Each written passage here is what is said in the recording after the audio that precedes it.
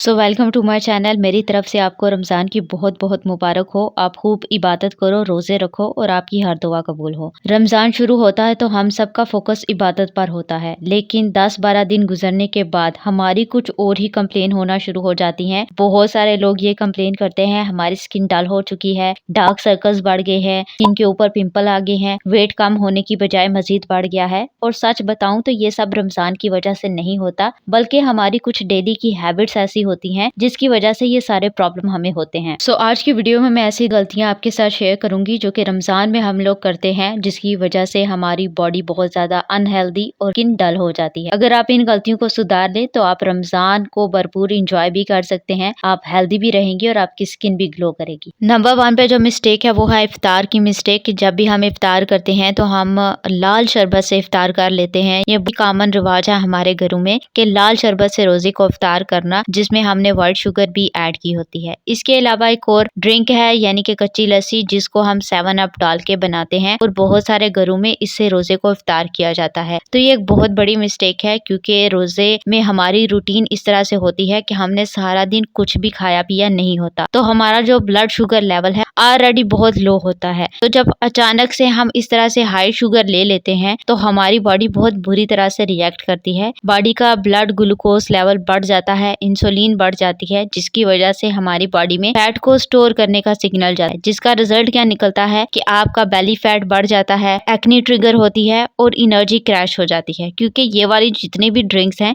इसमें किसी भी तरह की एनर्जी आपको नहीं मिल रही, बल्कि आपकी बॉडी में ऑलरेडी मौजूद एनर्जी को भी क्रैश कर देती है।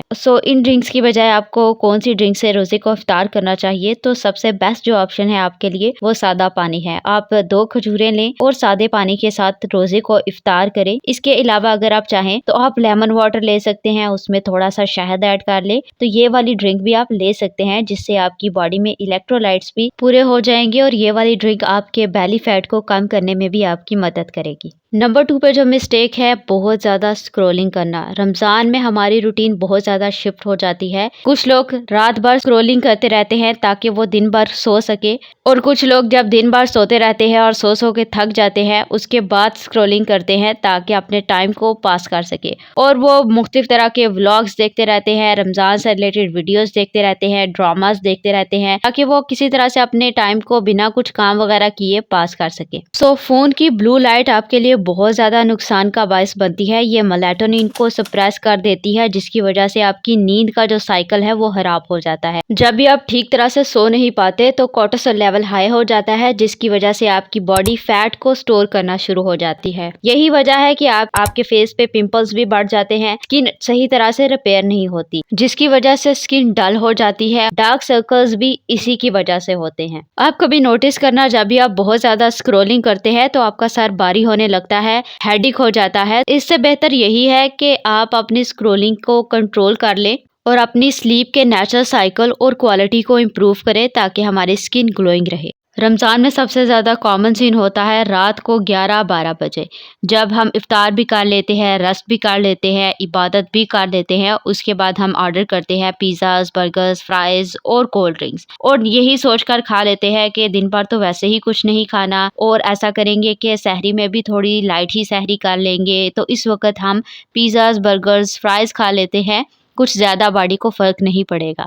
मैं आपको बता दूं कि पिज़्ज़ाज़ और बर्गर्स और जितना भी इस तरह का जंक फूड होता है, इसमें 2 चीज़ें बहुत कॉमनली होती हैं, एक रिफाइंड फ्लोर यानी कि मैदा और दूसरा अनहेल्दी फैट। अगर आप इन दोनों चीज़ों को दिन को भी खाते हैं तभी आपकी बॉडी में इन्फ्लेमेशन की वजह बनती है, मोटापे की वजह बनती हैं। अगर आप इनको लेट नाइट इस्तेमाल करते हैं तो ये और भी ज़्यादा नुकसान का बायस बनती हैं, क्योंकि रात के वक्त हमारा मेटाबॉलिज्म बहुत ज़्यादा स्लो होता है, तो बॉडी सारे फैट को स्टोर कर लेती है और बाद में ये मोटापे का बायस बनती है। और फिर चाहे आप सहरी में भी कुछ ना खाएं, इफ्तार में भी कुछ ना खाएं, लेकिन आप फिर भी मोटापे का शिकार हो जाते हैं और ईद पे आपको कपड़े फिट नहीं आते। इस तरह का हैवी जंक फूड आपकी बॉडी में टॉक्सिन्स को इकट्ठा कर लेता है, जिसकी वजह से रोज़े का जो हेल्दी बेनिफिट है वो आपको नहीं मिल पाता। यानी कि रोज़ा हम इसीलिए रखते हैं कि हम अपनी बॉडी को टॉक्सिन से फ्री कर पाएँ। सो एटलीस्ट इस रमज़ान अपनी बॉडी को टॉक्सिन से फ्री ज़रूर करना और इस तरह के हैवी जंक फूड को अवॉइड करना। रमज़ान में सबसे ज़्यादा इग्नोर होने वाली चीज़ है पानी। पिछले कुछ सालों से रमज़ान थोड़े ठंडे सीज़न में आ रहा है, इसीलिए लोग सोचते हैं कि पसीना नहीं आ रहा, गर्मी नहीं है, तो पानी की भी ज़रूरत नहीं है। लेकिन पानी का गर्मी से या फिर पसीने से कोई भी ताल्लुक नहीं है। आपको ये पता होना चाहिए कि हमारी जो बॉडी की रिक्वायरमेंट है वो 7 से 8 गिलास पानी है डेली। लेकिन हम पूरा दिन पानी नहीं पीते और जब इफ्तार आती है तब भी 1 गिलास पानी पीते हैं। उसके बाद शरबत वगैरह कुछ पी लेते हैं, कोल्ड ड्रिंक इस्तेमाल कर लेते हैं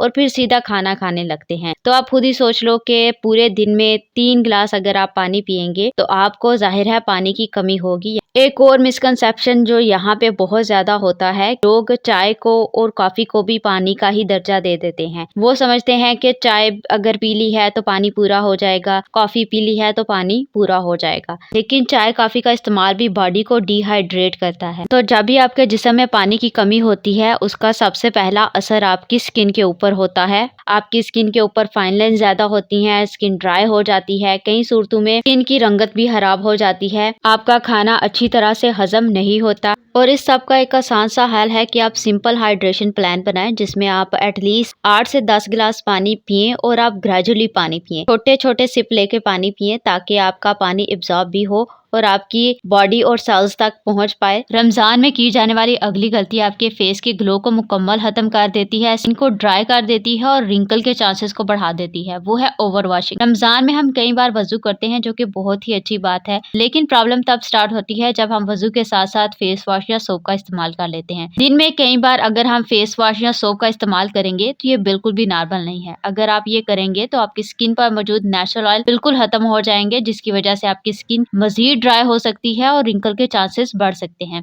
तो इस सारी प्रॉब्लम का एक सिंपल सा हल है कि दिन में सिर्फ 2 बार अपने फेस को सोप या फेस वॉश से वॉश करें। उसके बाद आप जब भी फेस को वॉश करते हैं या वजू करते हैं सिर्फ सादे पानी का इस्तेमाल करें और वजू करने के बाद फेस पर कोई भी अच्छा सा मॉइस्चराइजर अप्लाई कर ले ताकि आपका फेस हाइड्रेटेड रहे। रमजान में बहुत सारे लोग वजन को कम करना चाहते हैं, उसके लिए बहुत ही क्रैश डाइट फॉलो करते हैं, लेकिन आपको ऐसा करने की जरूरत नहीं है क्योंकि मैंने ऑलरेडी रमजान का एक डाइट प्लान शेयर कर दिया है जिसको फॉलो करके आप 6 से 10 किलो वजन इजीली कम कर सकते हैं। अगर आपको आज का वीडियो अच्छा लगा है तो चैनल को सब्सक्राइब कर लें। अल्लाह हाफिज।